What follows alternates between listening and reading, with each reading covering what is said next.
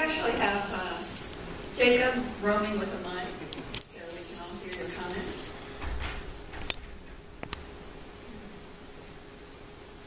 But you have to say something. But I'll just get started, if I may. Yeah. Everybody was given a little documentary discussion guide, which we can certainly get your comments now, but you may have some other questions, more meaningful questions.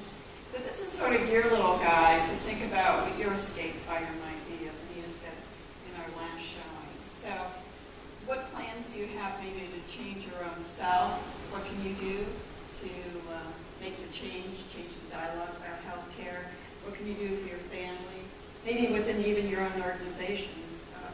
Within our organization, Anita's been very proactive in wellness, and we now have yoga classes, we have meditation classes, we've had Dr. Veda, who's our integrative physician, talk about acupuncture. So these are all things that are happening within our organization. But does anybody have any suggestions as to how they might change?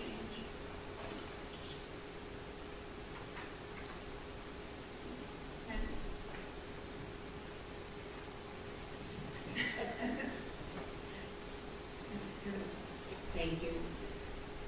I think that unless we have the fire in us, we can't communicate that fire to our patients. So I think, foremost, that's what we need to do. We need to have that fire in us, that we feel motivated and driven to change healthcare in this way. I found the film to be very depressing and inspiring all at the same time. And I think we can take that inspiration away and have it be at the basis of what we do. And if we can communicate that excitement and that motivation to our patients, then even to one, then we've succeeded in something good.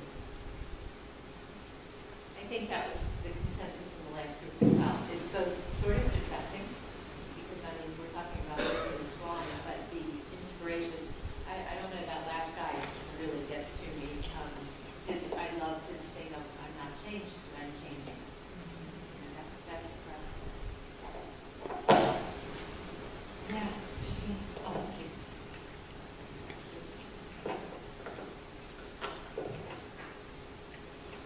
The question you asked was, what is something that we're doing to change for ourselves? For me, I had to really take a step back and just kind of look at myself holistically. Meditation, I practice. Acupuncture, I've done on numerous occasions, and it really is a wonderful technique. But I had to really go back and look at myself, and I'm a vegetarian, and I'm like, my God, look at me. So I had to really revamp, go back and look, and take a hard look at my diet. And it's so easy to go and have those fastings there.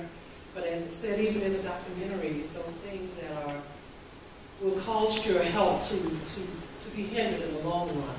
You can pay cheap now, or you can pay later through the healthcare system and through just your health and even maybe your life. So I started a workout program, and I told Sylvia and I told everybody at Middle Point, the doctors and everybody, we're supporting each other, and they've really been supportive. But when I went for my first workout last week, it was the hardest thing that I think I've ever done in my life. And I have a personal trainer, and I literally went through an emotional breakdown, because it was so hard having to fight against the body weight that I have now. But then it was so hard because I had all of these mixed emotions, like, how did I allow myself to get here? And now it's at a point to where it's like, I know I have to make a change, but it's not easy. So, but it's like, but I still have to fight through it. So I had all these emotions going on, and I just broke down, and it was like, okay. And of course, they were very supportive, and like I said, everybody's work has been supported, my family and everybody's been supportive, but you really have to step back and take a look at where you are, where you're going, and where you want to be. And sometimes it's not easy making that step, but the step has to be made. So I just say this, and I put this out to everybody because I need that support. So when you see me,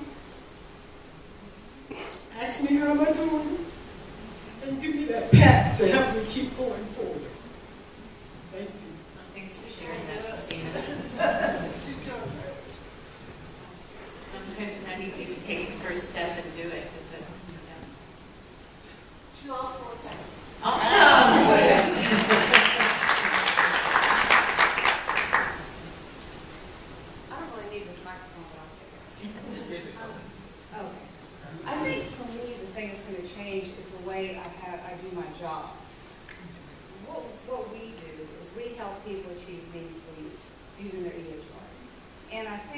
my approach in the past has been, use your HR, let's get you there, let's get you incentive money.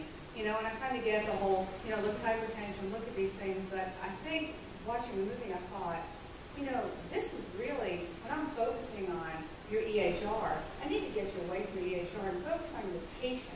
So the change for me is the way I'm truly going to look at my job. I like to have your incentive check, and I like the fact that we look at hypertension, but let's look at that 20% of your patients that are taking 80% of our prescriptions. So that's what's going to change for me. I mean, it was just amazing. I just, thank you so much for letting me. Thank you. Let me ask you a question. You work with the electronic health record all the time. Has the electronic health record improved the relationships between doctors and their patients? Absolutely not. No, I've been in healthcare for a long time, and so I've been a paper chart. And, oh, absolutely not. And I think statistically there's been a lot more health errors with EMRs and EHR. But I think as we change the habits of our patients, that's when we're going to say that these EHRs are truly going to work. So, no, unfortunately. So what is your solution to existing with the electronic health record? And in other words, what's your escape fire for a problem that you encounter right now? The thing I encounter right now are providers who the EHR slows them down, and they want to spend more time with their patients, but they're up against the fee-for-service. I need to make my money. I want to see my patients, and I can't use the damn EHR. It's too slow. I have to make 14 clicks before I write through the pen. Do you think a scribe system would work? No. My personal thinking is to take this EHR system, talk about patient personal responsibility, and work on that patient responsibility, making those patients more responsible. And like the young man said, you are not changed, but we are changing. So make it attainable. You know, let patients know that this really can be done, and the EHR is going to help us do it on our end, but trying to make patients more responsible. So I think that will be the fire against the fire, the patient against the EHR. And Great. Other thoughts, reactions, any part of it? Lisa? I think it was Lisa. I think it was me. It was very, it is depressing to see the struggle of the primary care physician. And, you know, she thought she was going to be able to practice differently. She wasn't, you know, we all know that in the long run she's probably not going to be able to in the clinic that she's in. And it's just, it's disheartening because that is where we can make a difference. And, you know, speaking to the EHR, I was thinking, my son's pediatrician, the last time I took him, and thankfully we don't go very often, they have to move, they're a new doctor, they have to move EHR. And she came in, she sat down, and she put the computer down, and she turned and she looked at him and she said, I have to do this, but I'm still going to, I'm going to talk to you, but I got to look at this now. And, you know, I don't think of her as spending 10 minutes, you know, she takes the time that she needs to with us, and that's, it just makes you feel different as a patient that she's really listening. So it's just very sad to see the primary care world is coming to what it is, because that is where we can make such a big difference. Yeah, I don't know that many people realize how lucky we are in North Carolina in that remuneration for primary care visits within the Medicaid world has stayed stable, if not gone up slightly. So we are not driving primary care practices out of the business. Now that's not saying that you know there's a deep dark future out there, but right now we are still providing fee-for-service funding at a reasonable rate in North Carolina. Unfortunately, that fee-for-service is one of the culprits, right? Fee-for-service is one of the things that is actually driving us in the wrong direction. We have to start paying fee for success. and get away with, well, I do something, then I should get paid for it. Because we do it, we incentivize in all the wrong directions, as the movie said. One question about that, the fee for success, who's going to want the patient, looks like they're not going to likely have success with. You know, that's going to be a tricky, to me, that sounds wonderful. But if you're a primary care physician and somebody walks in as a smoker and they weigh 200 pounds and they don't seem too interested in changing, it's going to be hard to want to take care of that patient. Well, I think that what the doctors will start thinking is, well, instead of learning how to do proctoscopic examinations, maybe I better take motivational interviewing class. Because I need to actually start impacting my patients better. And I might do my patients a lot more of a favor if I know how to talk to them and I know how to listen. And I know how to work with them so that they gain their own self-image and they want their self-image to, they want their self to improve. So it is using money to incentivize people to do the things that at this particular time in the science of delivering wellness, how do we use money to incentivize people to do what we think right now is the right thing? And then my other comment, I have no experience working with electronic health records. I'm actually a school nurse, so I probably could make an impact because I have young patients that are forming, their habits. But as far as electronic health records, I do have two family members, one who's passed, who was in the hospital a lot, I spent a lot of time with her. And I saw a lot of errors because of communication problems. So I do see the reason why there could be a place for electronic health records, because I think even taking my dad to a doctor appointment and him having to repeat all his medications to every single person, if somebody could take a quick glance, I think it can help a lot with those numbers of hospital errors, personally. But Yeah, it's a two-edged, the electronic health record is a two-edged sword. Because it's like any other computer system, trash in, trash out.